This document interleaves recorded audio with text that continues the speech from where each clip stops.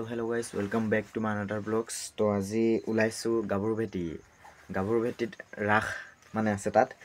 এই জেকেট টেকেট পিন্ধি লৈছোঁ, এইটো টুপি আছে, টুপিটো পিন্ধি লওঁ। তাৰপিছত আমি দুজন যাম, বাকীখিনি মানে ৰাস্তাতে লগ খাম গোটেইখিনি। আমি ইয়াৰ পৰা দুজন যাম এতিয়া। বলক ৰাসলৈ লৈ যাওঁ আপোনালোকক। পূৰা টুপি জুপি পিন্ধি লৈছোঁ, ৰাতি হ'লে পূৰা হিম পৰেতো, সেইকাৰণে মানে এইটো ছেফ লাগিব, সেইকাৰণে টুপিটো পিন্ধি লৈছোঁ। তাৰপিছত বলক বাকী ইভিটিং পূৰা হৈ ল'লোঁ। বলক বাকী ইভিটিং চব হৈ গ'ল। চাবিটো লৈ লৈছোঁ বাইকখনত, মানে বাইকখন যাব লাগিব। তো বলক।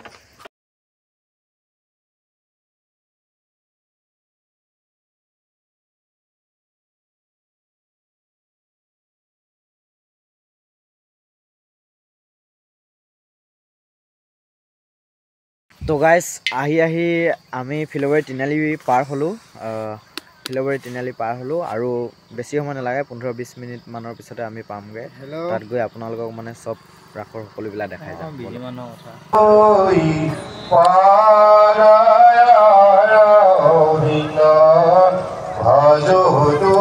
আমাৰ নিৰল দাস প্ৰাৰ্থনাত আদৰণি জনাবৰ কাৰণে অনুৰোধ জনাইছোঁ।